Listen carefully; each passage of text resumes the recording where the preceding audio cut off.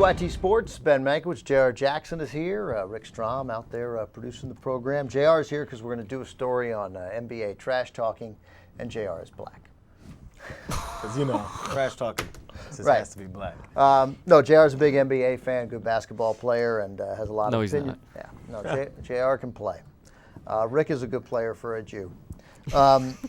So this ESPN.com, they did this with a football player, and now they've done it in the NBA. They got these pieces from player X. It's an unnamed player, and the idea is then because it's an unnamed player, he will write frankly about the league. And this latest piece, dated April 20th, is about the art of trash talking. And this guy says that there's not enough trash talking. I hate trash talking, or I hate postured trash talking. I like authentic trash talking. Is there a difference?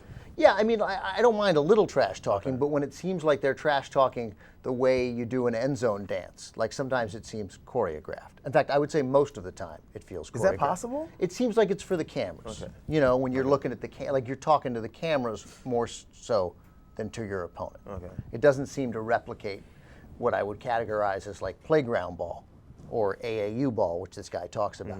But, you know, I don't know. But anyway, this guy says he bemoans the days of trash talking and it's ruined the game.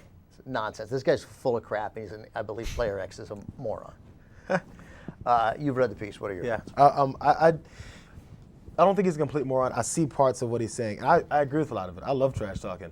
I like it when guys trash talk to me. Because I didn't do it much. I would only do it when it's crucial parts of the game. Because it's fun. I mean, really, it's like saying, it's like when you finish off anything, you can't leave your hand up for a couple seconds. It's not a big deal. If someone else be bothered by it, they're going to be bothered by it. So a lot of the points he makes that I agree with is how he says they're trying to take this aspect out of the game, which they are. You can't say two words to anybody anymore in the NBA without it being a technical foul. The trash talking that I don't mind, that seems sort of authentic, is trash talking that sort of stems from joy. Like, this is the greatest thing ever, and we're having fun. As opposed to trash talking that seems to come from, like, hostility. And it seems really confrontational. Reggie Miller was a great trash talker. And it was occasionally fairly vicious. But it always seemed to come from a place of, this is awesome. Like, this is the best thing anyone has ever done. I have the greatest job ever. And I'm going to get inside your head, and it's going to be fantastic. It always seemed sort of pure and joyful from Reggie Miller. Yeah, well, the thing is, the problem is coming from probably from the top of the NBA. When they see these huge human beings, and if the fight breaks out between them, who's going to stop it? Because these 5'10" refs can't do it. So the problem is they're seeing these huge guys that are talking, and some are getting irritated, and some want to retaliate, especially since they're losing because they're emotional, that they're afraid a fight's going to break out. And I think that's one of the things he halfway touched upon. And I hate to, he went into the race thing, but they're afraid of these big black dudes getting into a fight. Well, you mentioned that. That says here that you see T's being called, refs hear some noise, they blow the whistle. He says it preemptively. If you ask me, they're trying to take the black out of the game. That's the dumb part of the article, I think, because white guys have mouths too, and they have a brain. They can talk trash. He says that Larry Bird is the only white guy who really talked trash. That can't possibly be true. That's just what he was remembered for so much. He talked all this trash, but the thing is, you'll get, there's an intimidation thing, and I hate to say it, but man, people see these huge guys and they go, oh my God, I don't want to see that fight break out. Oh my God, this is going to turn to like a street fight. Oh my God, it's like they came from the basketball courts in New York, and oh my God, now they're going to fight. Man, they're professionals, they got millions of dollars, they got too much to lose to be doing stupid things like that. And if they get into a fight, it's fine, it's a fight. They get kicked out for a couple games. It happens in hockey every game, but nobody's afraid of that happening. However, people are very afraid because of when you look back at the NBA brawl between the Pistons and the Pacers, nobody wants to see another episode of that. Granted, how did that start? How did it Was start? that a fight between Ron Ron Artest Artest? Let me just say, first of all, who's the fight between? Most of the fights in Ron hockey Artest and started. Ben Wallace. Most of the fights. They in never hockey, fought. They never touched each other. Hold on. Most of the fights. No, there was in hockey, one shove. That's hold it. on. Most of the fights in hockey are started by the black guy. All right, go on. How are we supposed to go on after that? No, but nobody really wants to see another episode of that again, especially the commissioner.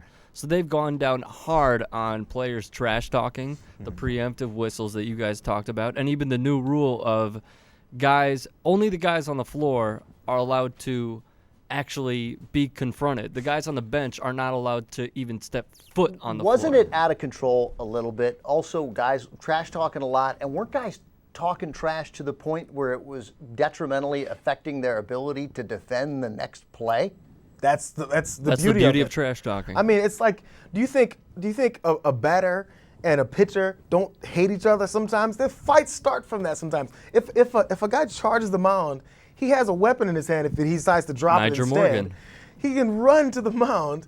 Bench is clear. Yeah, How but- come every other sport it's okay for a brawl to happen, and an NBA player a foot crosses on the bench? And I don't think the benches should clear an NBA. Don't get me wrong. Yeah. But if your foot That's a touches the stupid floor rule. It's a and you stupid step rule. back, oh my God, Totally. you're out for that 5 rule games. that rule destroyed the Suns wildly unfairly. Rule schmool that David Stern screwed the Suns. There was a way around that. All right, last thing I want to ask about this, because he says that the best trash talkers, he says, not surprisingly, some of the quietest guys happen to be ringless. This is where he gets really dumb. Chris Bosh, for one, never says a word. Right, that's why Chris Looks Bosh like a is ringless. He T-Rex. played for Toronto. That's why he's ringless. Exactly. Okay, LeBron, even when he does talk, he's terrible at it. So he's pointing out that the great trash talkers win championships, like Michael Jordan, because that's why Michael Jordan won, because he talked. Yeah. Nothing to do with talent, talking. And he goes to talk, he talks about how great Gary Payton was legendary. I can't remember how many rings did Gary Payton have. Right, none. Reggie Miller, who I love, and I know you love, even though he went to UCLA. How many rings does Reggie Miller have? None. Yeah, Charles Oakley, we think he was a trash talker. We're not sure. No. But let's presume for this argument that he was. How many rings does Charles Oakley have? None. Okay, quiet guys. Tim Duncan, he ever win? Couple yeah. times. Couple times. David Robinson, I don't think he talked trash. He went to Navy. How could he? Did he ever win?